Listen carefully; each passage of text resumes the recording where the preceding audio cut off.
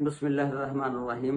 अस्सलाम वालेकुम व रहमतुल्लाहि व बरकातहू। की हाल चाल है जी? ठीक ठाक हो? उम्मीद है अल्लाह ताला दे हुक्म दे नाल इंशाअल्लाह तुसीं सारे ठीक ठाक होगे। अल्लाह ताला सब ते रहमत फरमाए। अल्लाह ताला सब नूं अपने हिफ्ज़ ईमान दे विच रखे। अज दे व्लॉग दे विच मैं तुहानूं एक इंतहाई घटिया किस्म का वाकया सुनाण लगा। दिल तो नहीं मेरा करता कि वह वाकया मैं तुहानूं सुणावां, लेकिन की करा, मेरी मजबूरी है। मेरा कंटेंट जिहड़ा इसी किस्म के मौजूआत ते बनाया गया। इस वाक्य नूं सुणदा है मैनूं शर्म भी आती है, लेकिन की करिए, मेरी मजबूरी आ इहो जिहियां स्टोरियां, इहो जिहे वाक्य तुहाडे नाल शेयर करना, ताकि तुसीं आउण वाले वक्त तो बच सको और इह तो सबक हासिल कर सको। ये वाकया लाहौर बदामी बाग का है। उत्थे 55 साल की उम्र का एक बजुर्ग रहिंदा जिहदा नाम हुंदा इसराइल खान। इसराइल खान जिहड़ा ओह उत्थे रेहड़ी लांदा, उत्थे एक उहदा दोस्त बन जाता यासर। ਉਹਦੀ ਉਮਰ ਹੁੰਦੀ ਹੈ 22 ਸਾਲ। ਇਹ ਦੋਨੋਂ ਰਲ ਕੇ ਤੇ ਫਿਰ ਗਲਤ ਕਾਰੀ ਕਰਦੇ ਨੇ, ਗਲਤ ਕੰਮ ਕਰਦੇ ਨੇ। 10 ਜੁਲਾਈ ਦਾ ਇਹ ਵਾਕਿਆ ਰਾਤ ਨੂੰ 11 ਵਜੇ ਇੱਕ ਦਿਨ ਇਹ ਗਲਤ ਕੰਮ ਕਰ ਰਹੇ ਸੀ ਕਿ ਦੋਨਾਂ ਨੂੰ ਆਪਸ ਵਿੱਚ ਹੀ ਗਲਤ ਕਾਰੀ ਕਰਦਿਆਂ ਹੋਇਆਂ ਗੁੱਸਾ ਆ ਗਿਆ ਕੋ ਕਿਸੇ ਗੱਲ ਦੇ ਉੱਤੇ। ਤੇ ਉਹ ਜਿਹੜਾ ਯਾਸਰ ਸੀ 22 ਸਾਲ ਦਾ, ਉਹਨੇ ਛੁਰੀ ਚੱਕੀ ਤੇ ਬਾਬੇ ਦੀ ਧੌਣ ਦੇ ਵਿੱਚ ਮਾਰੀ ਤੇ ਬਸ ਫਿਰ ਵਾਰ ਕਰਦਾ ਗਿਆ, ਬਾਬੇ ਨੂੰ ਮਾਰਦਾ ਗਿਆ ਛੁਰੀਆਂ ਦੇ ਨਾਲ, ਹੱਤਾ ਕਿ ਬਾਬਾ ਜਿਹੜਾ ਉਹ ਮਰ ਗਿਆ। ਉਹਨੂੰ ਉਹਨੇ ਚੁੱਕਿਆ, ਚੁੱਕ ਕੇ ਤੇ ਇੱਕ ਕੋਲ ਨੀਲੇ ਰੰਗ ਦਾ ਡਰਮ ਪਿਆ ਸੀ, ਉਹਦੇ ਵਿੱਚ ਸੁੱਟਿਆ ਤੇ ਸੁੱਟ ਕੇ ਤੇ ਬੰਦ ਕਰਕੇ ਉਹਦੇ ਉੱਤੇ ਬਿਸਤਰੇ ਬੁਸਤਰੇ ਰੱਖੇ ਤੇ ਬਾਹਰੋਂ ਕੁੰਡੀ ਲਾਈ ਤੇ ਨਿਕਲ ਗਿਆ, ਫਰਾਰ ਹੋ ਗਿਆ। ਉਸ ਤੋਂ ਬਾਅਦ ਪੁਲਿਸ ਨੇ जिस वेले 22 घंटे तो बाद इन्हू गिरफ्तार किया। इन्हें बहुत इंकशाफात किए। उसकी मुकम्मल तफसीलात अज की इस वीडियो के विच मैं तुहानू दसांगा। ये वाकया लाहौर बदामी बाग दा आ।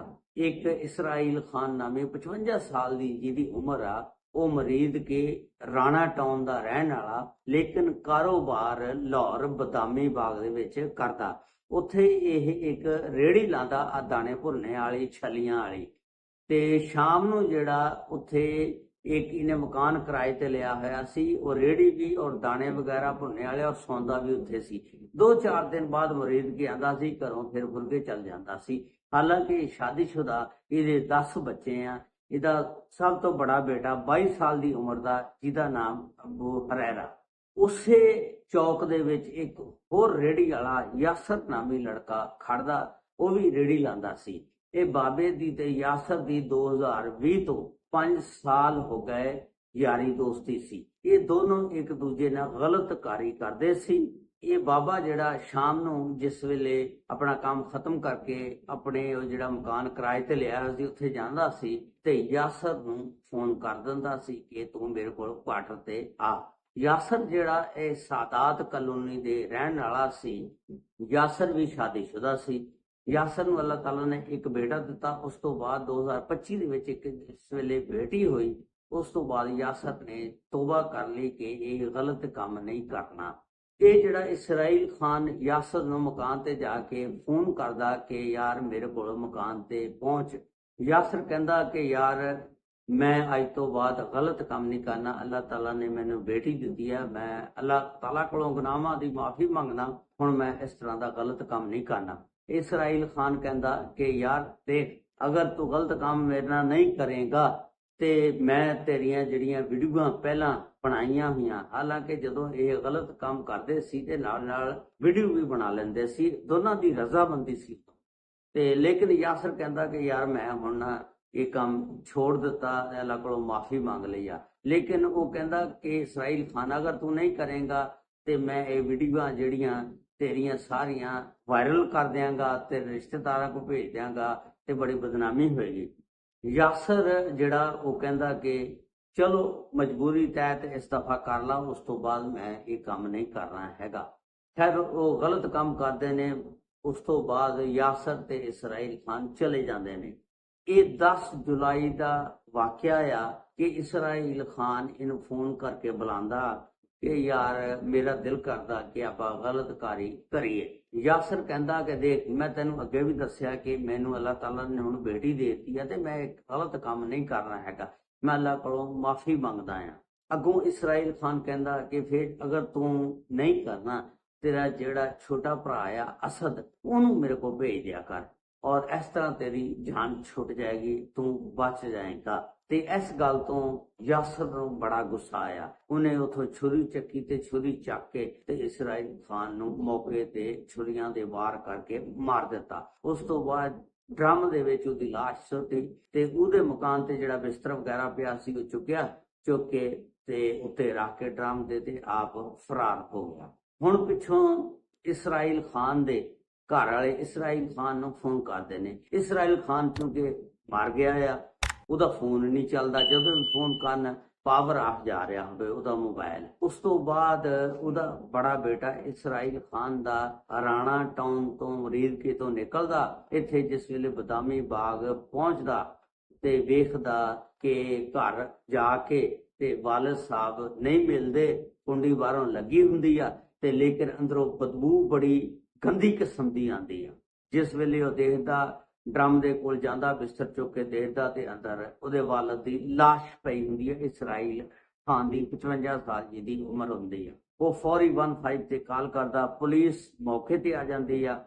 ਪੁਲਿਸ ਮੌਕੇ ਤੇ ਆ ਕੇ ਉਸ ਦੀ ਲਾਸ਼ ਨੂੰ ਤਹਵੀਲ ਚ ਲੈਂਦੀ ਆ ਔਰ ਫਿਰ ਪੁਲਿਸ ਜਿਹੜੀ ਆ ਇਸ ਕੇਸ ਦੇ ਉੱਤੇ ਤਹਿਕੀਕਾਤ ਕਰਦੀ ਆ। ਸਭ ਤੋਂ ਪਹਿਲਾਂ ਤਾਂ ਪੁਲਿਸ ਉਸ ਕਮਰੇ ਦੀ ਤਲਾਸ਼ੀ ਲੈਂਦੀ ਆ ਤੇ ਉਹਦੇ ਵਿੱਚੋਂ 2 ਮੈਮੋਰੀ ਕਾਰਡ ਮਿਲਦੇ ਨੇ। ਪੁਲਿਸ ਜਿਸ ਵੇਲੇ ਉਸ ਮੈਮੋਰੀ ਕਾਰਡਾਂ ਨੂੰ ਆਪਣੇ ਲੈਪਟਾਪ ਦੇ ਵਿੱਚ ਪਾ ਕੇ ਚੈੱਕ ਕਰਦੀ ਹੈ ਤੇ ਪੁਲਿਸ ਹੈਰਾਨ ਰਹਿ ਜਾਂਦੀ ਆ ਕਿ ਇਹ ਕੀ ਕਰ ਰਹੇ ਨੇ। ਗਲਤ ਕਿਸਮ ਦੀਆਂ ਵੀਡੀਓਆਂ, ਗਧੀਏ ਕਿਸਮ ਦੀਆਂ ਵੀਡੀਓਆਂ, ਉਹ ਜਿਹੜੀਆਂ ਇਸਰਾਈਲ ਖਾਨ ਨੇ ਯਾਸਰ ਦੇ ਨਾਲ ਬਣਾਈਆਂ ਸੀ। ਤੇ ਪੁਲਿਸ ਅਬੂ ਹੁਰੈਰਾ ਨੂੰ, ਉਹਦੇ ਬੇਟੇ ਨੂੰ ਬੁਲਾਉਂਦੀ ਆ, ਬੁਲਾ ਕੇ ਤਸਵੀਰ ਦਿਖਾਉਂਦੀ ਆ ਕਿ ਇਸ ਲੜਕੇ ਨੂੰ ਤੂੰ ਜਾਣਦਾ? ਤੇ ਉਹ ਕਹਿੰਦਾ ਜੀ ਮੈਂ ਇਸ ਲੜਕੇ ਨੂੰ ਨਹੀਂ ਜਾਣਦਾ।